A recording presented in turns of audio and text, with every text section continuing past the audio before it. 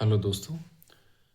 तो अगर आपने अभी रिसेंटली क्लास टेंथ पास की है या आप क्लास टेंथ में हैं तो आप जानते होंगे या आप जान जाएंगे कि आपका जो पहला चैप्टर है मैथ्स के अंदर वो है सेट या सेट्स। तो क्या होता है ये सेट, इसको बिल्कुल बेसिक से जानने की कोशिश करते हैं।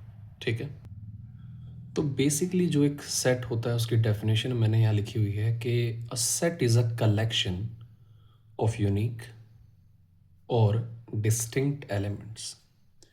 तो इसका मतलब ये है कि जो एक सेट होता है वो बेसिकली एक कलेक्शन होती है, और वो भी एक ऐसी खास कलेक्शन होगी जो कि यूनिक होगी। ठीक है, यानी कि उसके अंदर आने वाली हर चीज़ जिसको हम एलिमेंट कहेंगे वो यूनिक होगी। एक एग्जांपल के थ्रू समझते हैं, और उससे पहले मैं थोड़े से नोटेशन बता देता हूँ।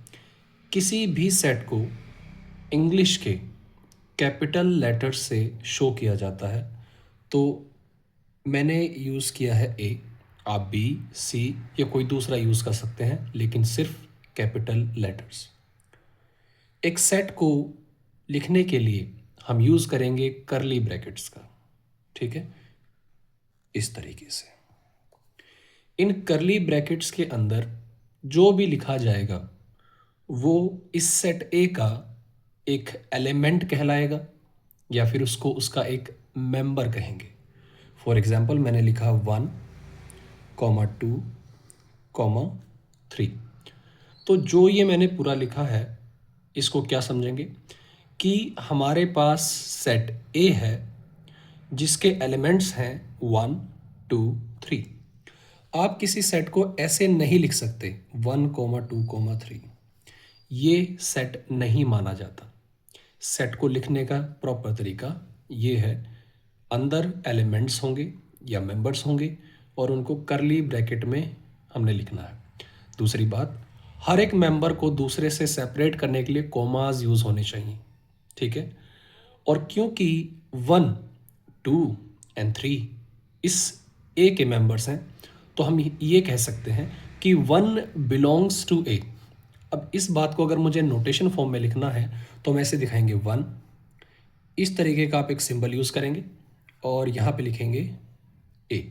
तो इसको रीड करेंगे 1 belongs to A.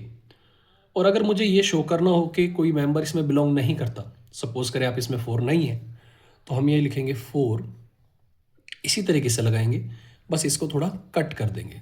4 does not belongs to ए। जब हम बहुत जल्दी जल्दी करना सीख जाते हैं तो हम इस तरीके से करते हैं। ठीक है, 4 बिलोंग्स टू ए या फिर 4 डज नॉट बिलोंग्स टू ए, इस तरीके के नोटेशन यूज़ करने लग जाते हैं। आई होप आपको सेट समझ आ गया होगा। मैं दोबारा बता देता हूँ कि एक सेट एक कलेक्शन है जिसमें हर एक मेंबर यूनिक होना चाहिए, कोई भी रिपीट नहीं होना चाहिए। देखो यहाँ पे हर एक मेंबर यूनिक है। अगर बाय चांस हम कोई लिखते हैं, जैसे मैंने एक सेट लिया है बी और मैंने लिखा 1, 2, 3, 2, तो ये एक सेट नहीं माना जाएगा क्योंकि इसमें 2 रिपीट हो गया, और रिपीट नहीं करना है क्योंकि हमने क्या कहा, मेंबर्स आर यूनिक या फिर डिस्टिंक्ट। ठीक है, इसके बाद एक छोटा सा टॉपिक आता है जिसका नाम है सबसेट। तो ये है सबसेट। अब सबसेट क्या होता है, तो एक एग्जांपल से आपको बताता हूं मैं। हम एक छोटा सा सेट ले लेते हैं 2, 4, 6, 8 एंड 10। मैंने ये सेट लिया, इसमें हमारे पास 5 मेंबर हैं। देखो 5 मेंबर हैं। अगर मैं इस सेट के सारे या फिर कुछ मेंबर उठा के, ध्यान रखना आप सारे भी ले सकते हो या कुछ भी ले सकते हो। ठीक है, इनमें से कुछ भी ले सकते हो, कुछ का मतलब है फ्यू। ठीक है, तो मेरा मन किया कि मैं 2 और 4 को उठा लूं और इनसे एक नया सेट बना दूं। तो मैंने नए सेट का नाम दिया है बी, और मेरा सेट है 2, 4, यानी मैंने इनसे एक नया सेट बनाया। मैंने सेट ए के एलिमेंट्स को ही यूज़ करके एक नया सेट बना दिया जिसमें सिर्फ 2 एलिमेंट्स हैं।